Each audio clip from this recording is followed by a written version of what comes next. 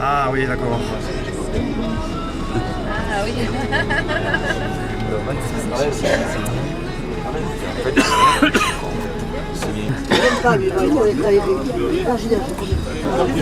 C'est bizarre parce que souvent,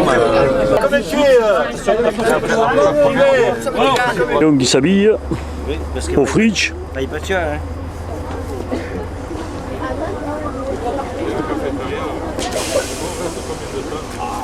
Voilà. Ah, Oh, non, pas les mains dans les poches. on va pas faire le reste à pied, nous.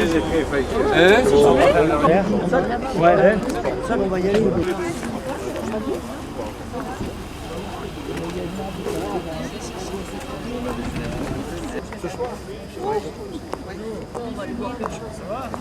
Oh, je t'en prie.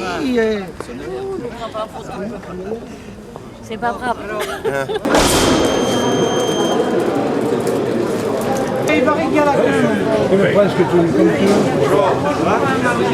Oui, il y en aura pour faire. Tu as ta femme, non? Non, oui, oui. Tu vas pouvoir travailler, alors.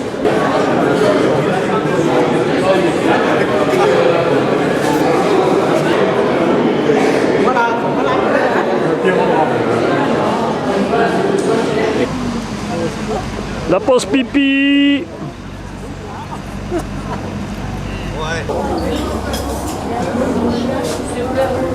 C'est vite quand même.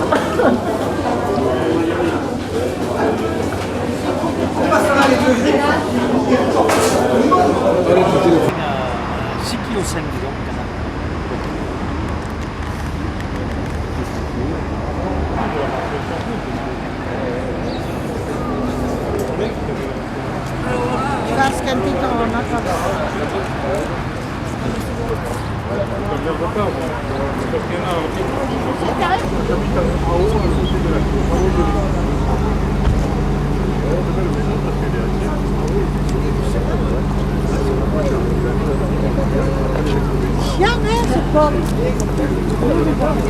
Je savais pas qu'on avait payé un photographe.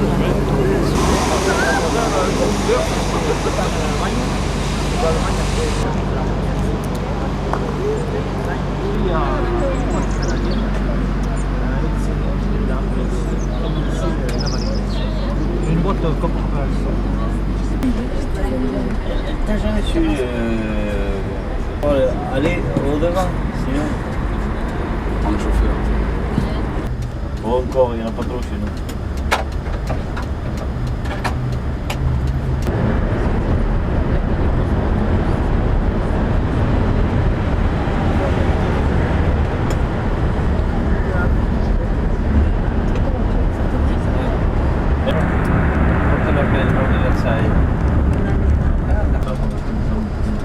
Pareil, refont les travaux. Ça fait un moment là que son père maintenant. Oui. Oui. Oui, ça va? Poi di Bopri la fiera come grado, si prende in sala, si installa, si mette la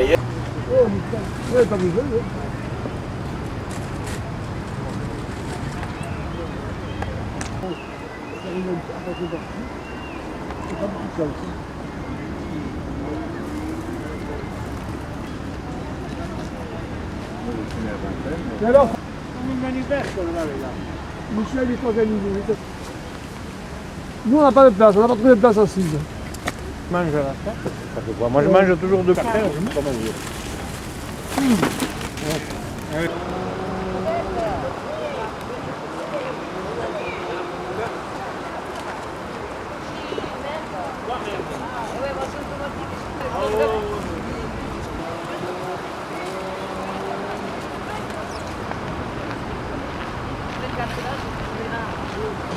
J'ai pas pu poser les tags, il y a un Roland, le type, je sais pas où il est parti là. Oui, mais il y a Roland qui est hier.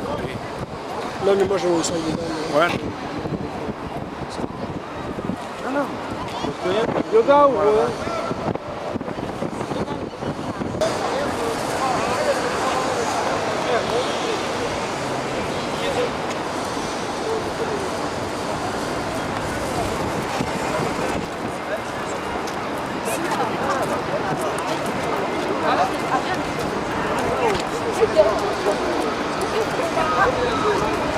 Levé.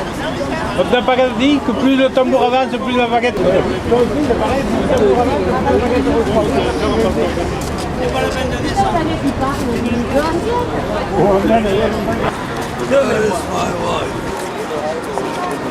What is it?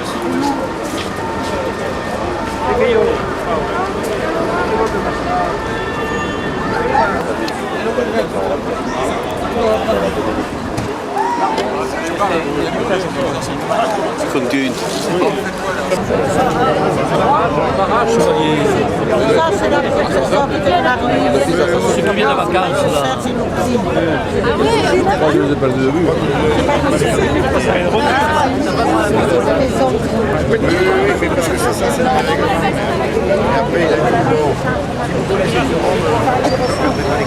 Monsieur le député.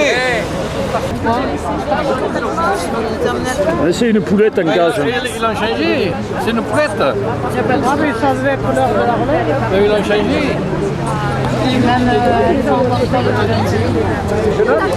Il y a une porragine.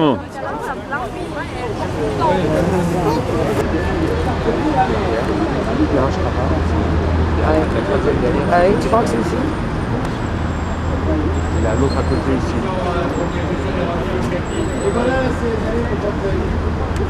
Il y en a une devant aussi.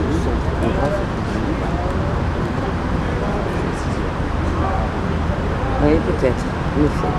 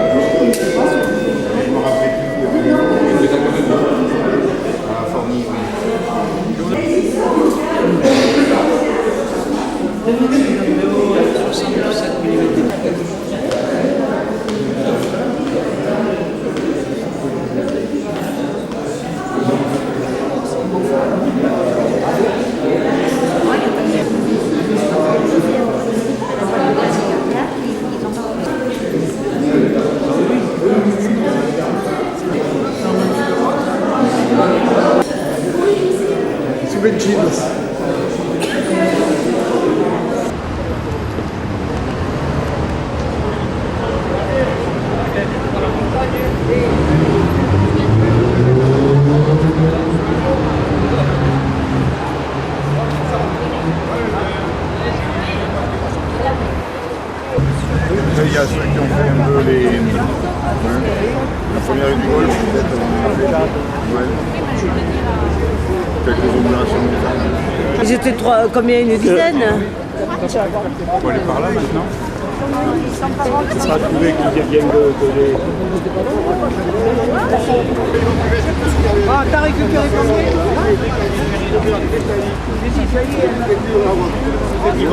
On va visiter, je crois.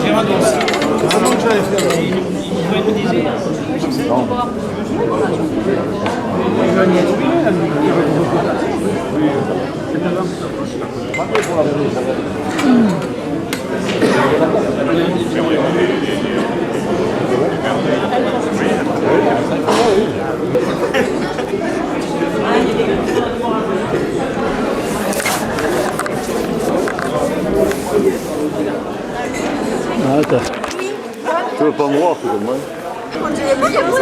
Et ça marchait pas, toujours commencer. Le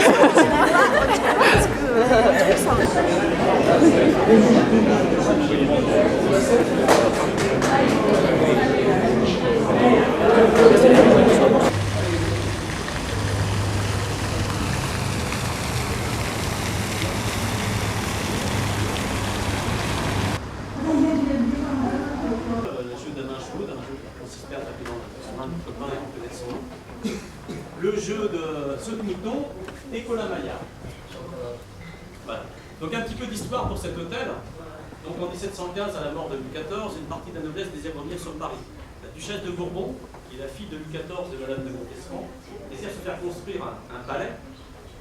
Elle demande conseil à son ami, qui est aussi son amant, le marquis de la Selle. Enfin, il est comte pour l'instant, le comte de la Selle, qui va devenir marquis par la suite. Celui-ci lui indique un endroit à Paris, c'est l'endroit où nous sommes actuellement. Ça s'appelle le Pré-aux-Clercs. C'est un endroit très connu pour ses duels, on fait beaucoup de duels. Il y a beaucoup de place pour faire des grands duels. Et on fait aussi de grandes balades à cheval, des grandes balades bucoliques au bord de la Seine. Donc elle acquiert beaucoup de terrain ici. Elle va faire construire son palais. Comme elle veut garder son ami près d'elle, elle va lui rétrocéder quelques parts de terrain ou lui faire construire, lui, l'hôtel de la Seine. Les travaux vont durer 6 ans, vont commencer en 1722 jusqu'en 1728. Et vont être conduits par un architecte italien du nom de Giardino. À la fin des travaux, l'hôtel se constitue d'un rez-de-chaussée muni d'une balustrade.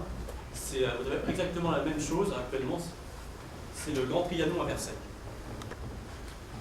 À la mort du marquis, c'est son fils qui va hériter de l'hôtel. Celui-ci n'ayant pas d'héritier, le prince de Condé va racheter l'hôtel. La révolution éclate. Le prince part en exil.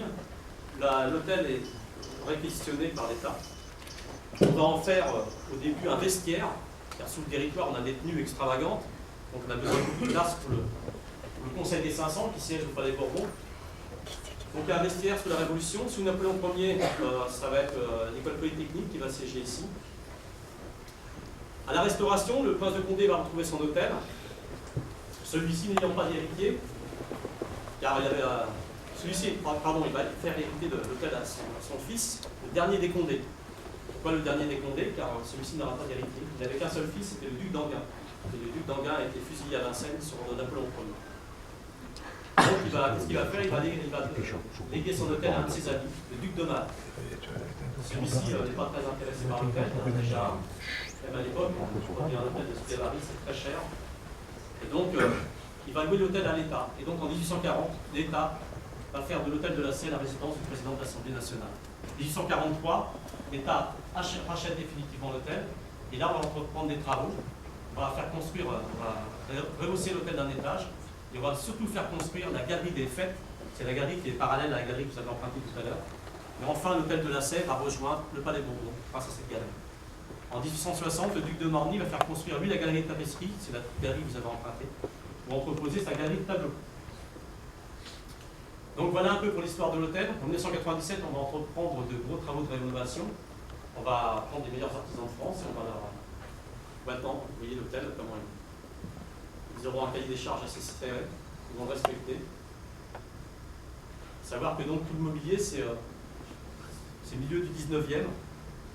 Les peintures dorées que vous voyez, jusqu'à 2 mètres, c'est de la peinture, à partir de 2 mètres, c'est de la feuille d'or.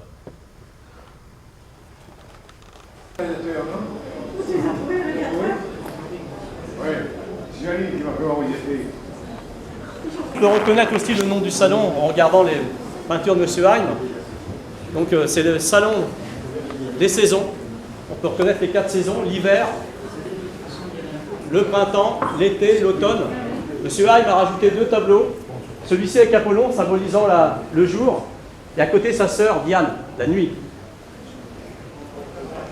Alors ici on peut voir cette magnifique table boule de l'école Boulle. Savoir que M. Boulle, c'était l'ébéniste particulier de Louis XIV qui a créé cette fameuse école qui existe encore, qui est connue, qui a une renommée mondiale. Et ici, bon, cette table n'est pas d'époque, mais elle est quand même du milieu du 19e. Et ici, les élèves ont voulu représenter les 3 règnes qui existent sur Terre. Le règne minéral, le cuivre, le jaune. Le règne végétal, le bois, l'ébène, le noir. Et le règne animal, le rouge, ce sont des écailles de tortue teintées.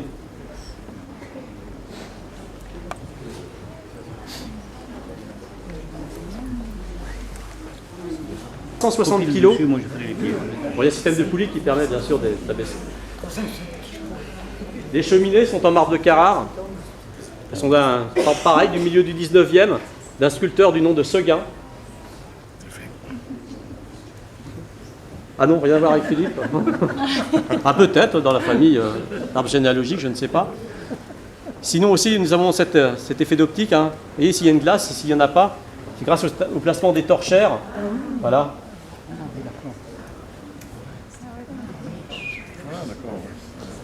Ah, si nous ne l'avons pas dit, je sais pas ce qu'il y a. D'où les incendies, beaucoup d'incendies dans les hôtels particuliers de l'époque. Regardez l'électrification, comment elle a été faite, hein, c'est vraiment un travail d'orfèvre.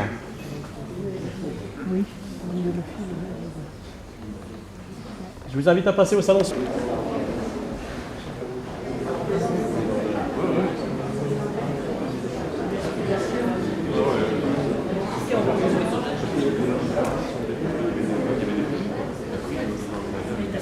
Alors ici, nous sommes dans le plus grand salon, 105 mètres carrés. Hein.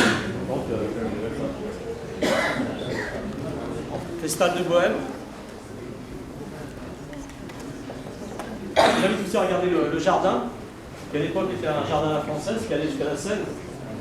Nous sommes avec le temps, avec l'expansion immobilière, l'Assemblée nationale. Il va vous faire ça avec ses propres deniers.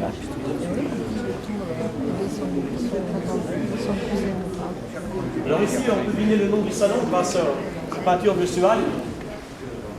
Salon de la musique.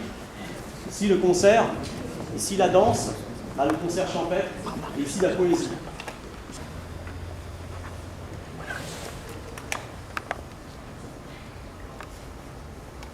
Alors son style, hein, il rappelle le 18e, mais c'est bien un peintre du 19e.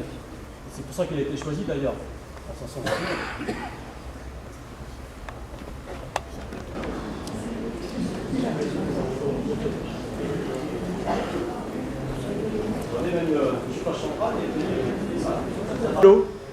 Celui-ci symbolisant la science, la compréhension des éléments. Et le deuxième, la technologie, la technique, la métallurgie, la maîtrise des éléments. La métallurgie qui est énorme, donc très important. Le fils de François Ier et le père des derniers des Valois. Tout à fait, vous connaissez. Il est fait en deux parties parce qu'à l'époque on ne savait pas faire des miroirs en une seule partie. Ça c'est 40 ans après Versailles. Il faudra attendre la fin du 19e pour avoir. Regardez 40 ans plus tard ce qu'on est déjà capable de faire. C'est énorme.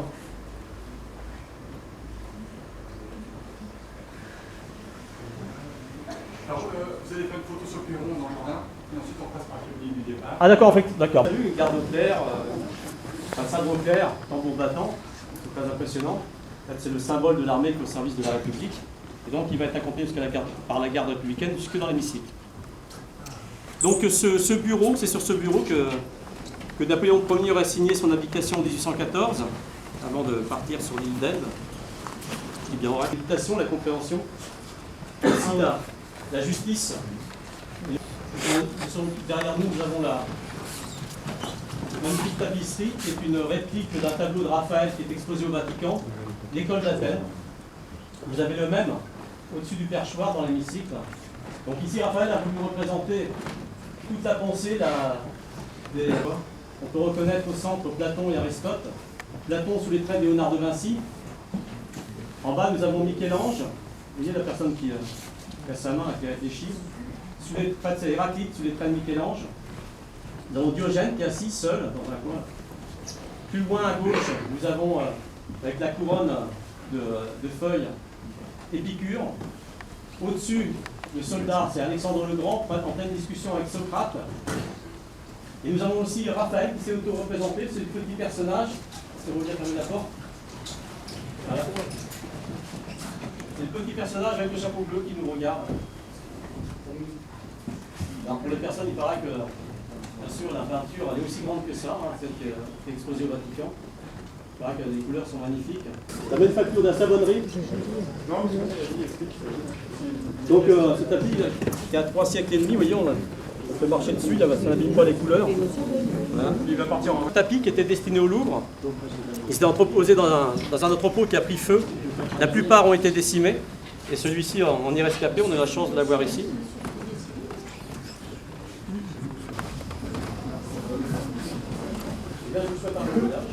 Merci beaucoup. Ah, regardez. Regarde. Ah.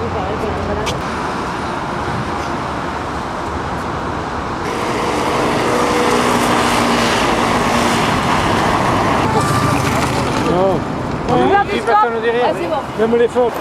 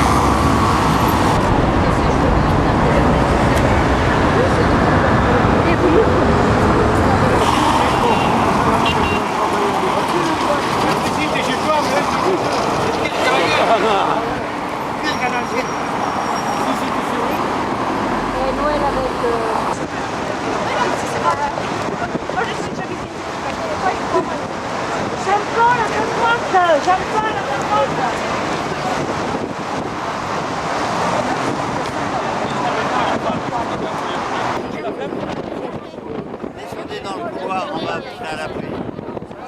Vas-y, ferme la porte. Eh ben, rien.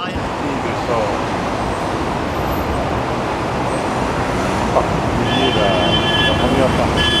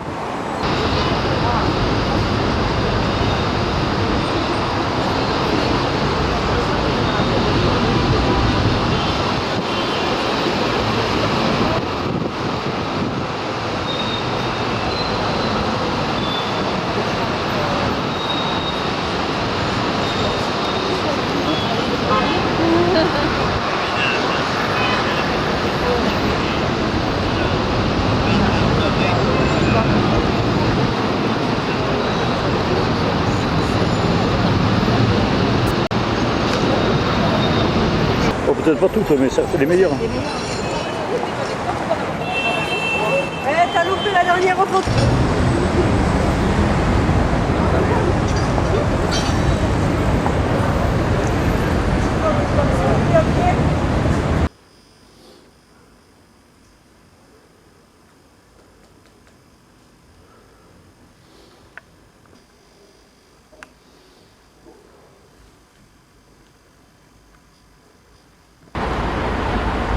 Et nous voici le matin de bonne heure sur la place des Invalides, monsieur le maire de Fontaine.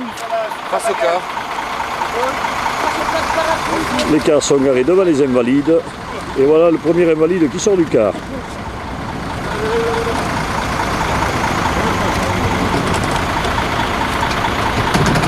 Lucette qui est en train de boutonner la pétillère. Oh, souriez, vous êtes filmé, Ginette. Cherche ça pour mettre sur la... Ginette. Écoute, c'est pas grave. Les genoux qui ne sont pas bien réveillés ce matin.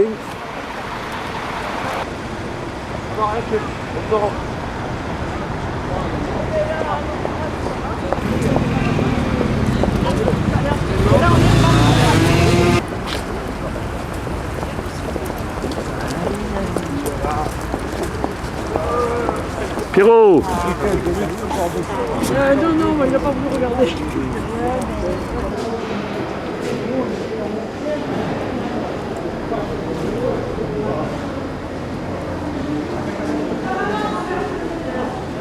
Tu vois? Regarde.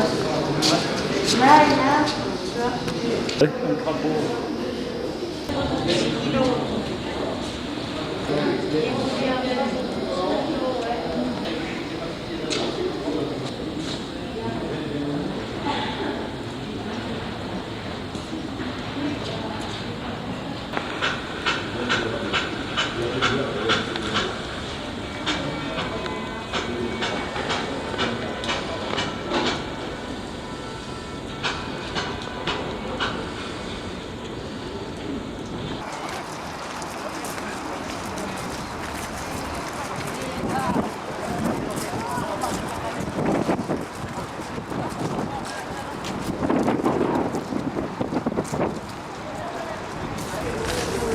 Il faut aller au fond.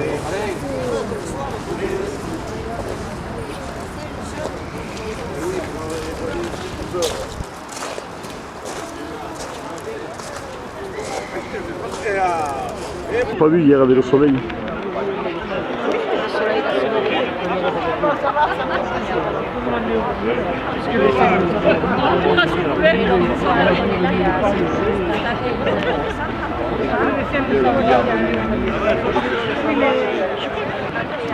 L'ha desencantat i passa segons sap si d'arribar i luego senta el ball i diu té casacas aquí, casacas aquí.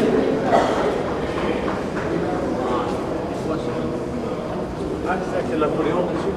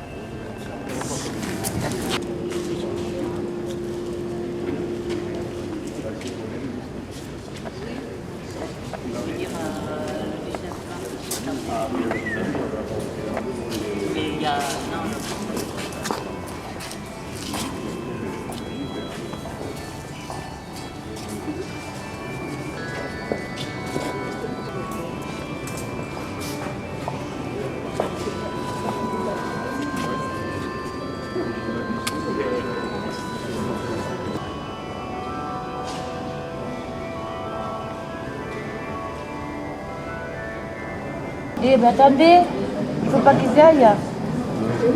Attendez, c'est des groupes de 32. Ah ouais, c'est des groupes.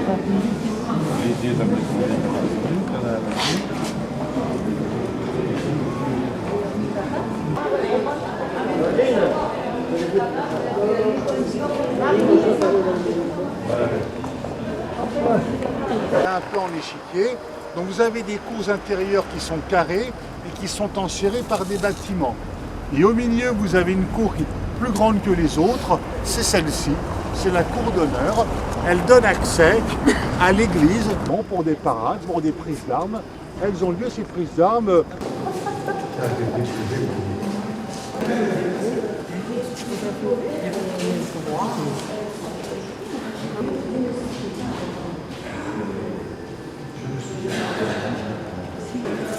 Vous avez des réfectoires, deux de ce côté-là et deux de l'autre côté.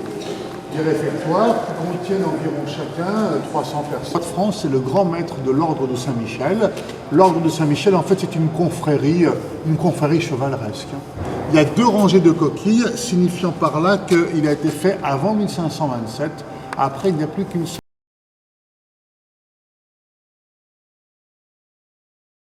Qui pouvait servir pour le tournoi. Vous avez le porte-lance, notamment ici, là, sur le plastron, vous voyez.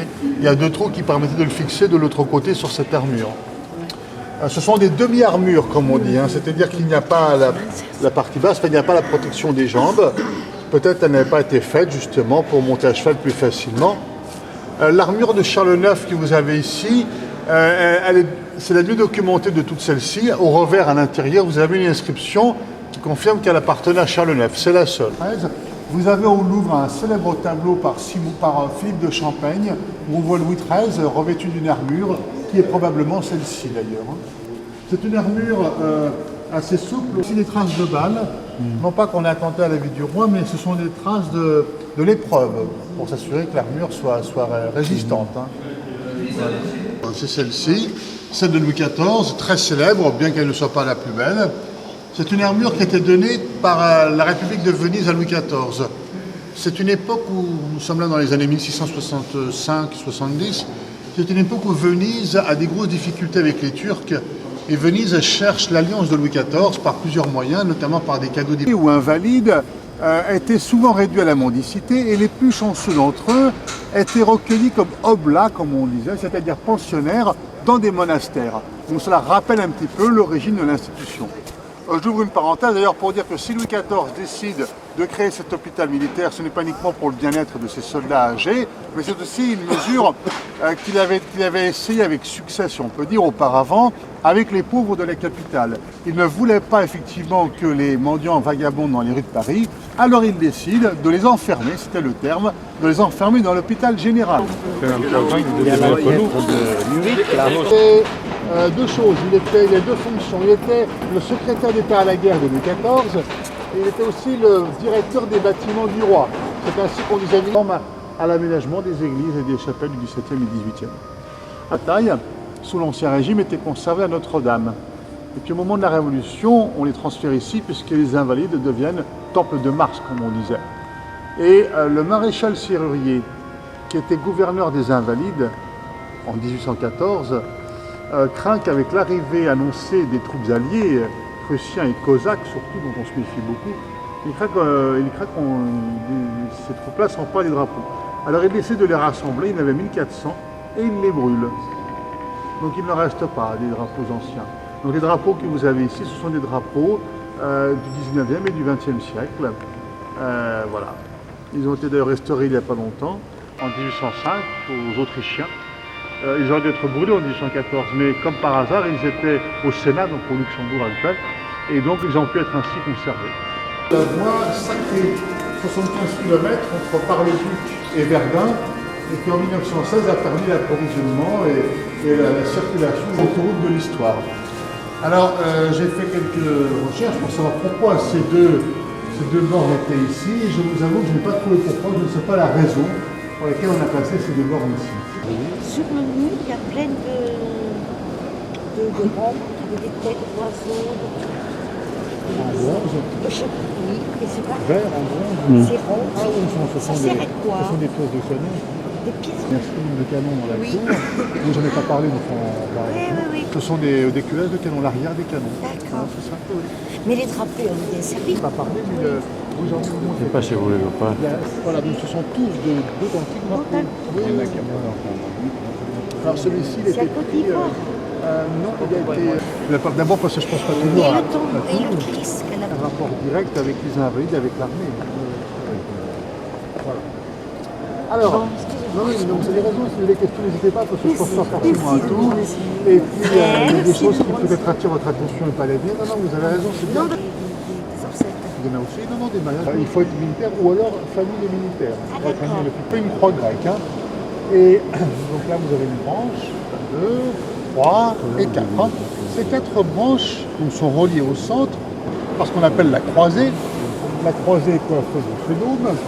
Et au sol, maintenant, entre les 4 branches de la croix, vous avez 4 chapelles circulaires. Et ces chapelles circulaires, elles sont reliées entre la croix ici, pour qu'on puisse aller jusqu'au centre, au centre vraiment jusqu'à la croisée. Eh bien, on prend une trentaine d'années, Ardouin Mansart, pour faire ainsi ce dôme. Il sera terminé d'ailleurs tardivement, en 1700. Que la guerre du XVIIe siècle, hein, je vous disais. Vauban a aussi beaucoup écrit. Et notamment, il a écrit vers la fin de sa vie un livre qui s'appelle « Projet pour une dîme royale ». Et vous avez d'ailleurs en bas le titre, la dîme royale. Et ce livre a été publié sans l'accord de Louis XIV. Et dans ce livre, il défend des idées très d'avant-garde pour l'époque. Alors de part et d'autre de Vauban, vous avez 2 statues allégoriques. Vous avez à droite la guerre et à gauche l'air sévère, là la science. C'est en fait un monument qui a été fait au XIXe siècle. Hein. Les sculpteurs assez célèbres, qui ont dans par exemple le Christ du Corcovado à Rio de Janeiro. Et il est supporté par des artilleurs, puisque Foch était artilleur. Au sol, vous avez un bâton bleu, le bâton de maréchal de France. Il a été fait 3 fois maréchal. Il est le seul dignitaire français. Et les 3 bâtons de maréchal de Foch sont d'ailleurs ici. Ce n'est pas un titre, ce n'est pas un grade militaire. Il s'agit de 5 000 remettre son épée au Christ, puisque les autres étaient faites en même temps. C'est très aérien, vous voyez, il y a beaucoup de nuages, on a l'impression d'une ouverture vers le ciel, comme ça. C'est tout à fait conforme au style baroque, alors qu'à peu près dans le même temps, Lebrun, était le maître des peintres que vous citez, Lebrun lui faisait des choses pour la galerie des glaces de Versailles, il avait un style tout à fait différent par rapport à Une question? Oui.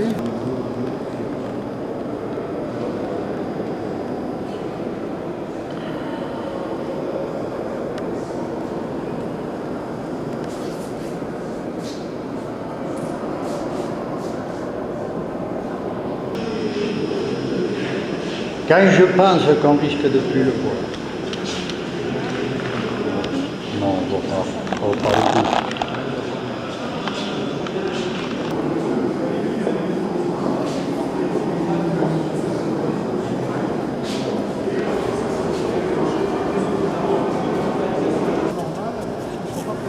C'est des bonnes.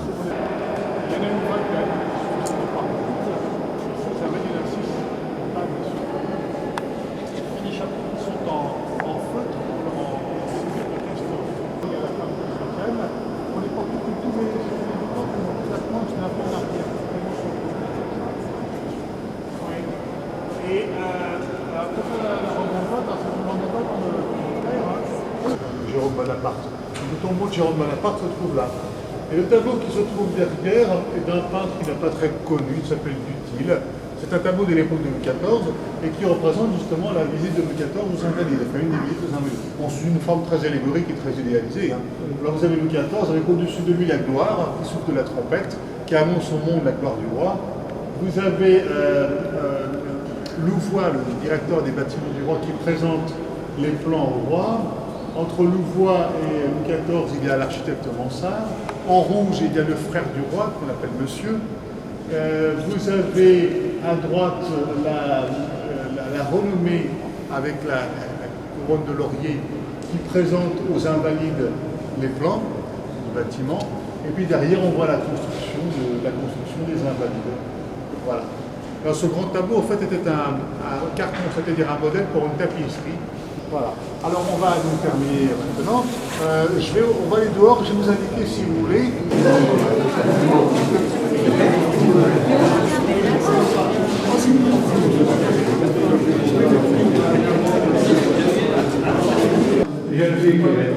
Voilà, Gaston Pellissier, quand il était à l'armée. Non, on peut pas le C'est pas ça.